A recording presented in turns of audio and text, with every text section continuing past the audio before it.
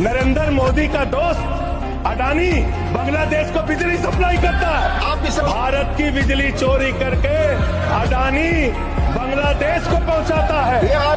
अगर jail well की बात करोगे ना, जिस दिन सत्ता परिवर्तन होगा एक भी आदमी बाहर नहीं दिखेगा। गाय काटने वाली कंपनी से चंदा लेने वाले लोग मेरे ऊपर सवाल उठा रहे हैं। एक बात याद रखना, ये देश बाबा साहब के संविधान से चलेगा, किसी मोदी और अमित शाह के फरमान से नहीं चलेगा।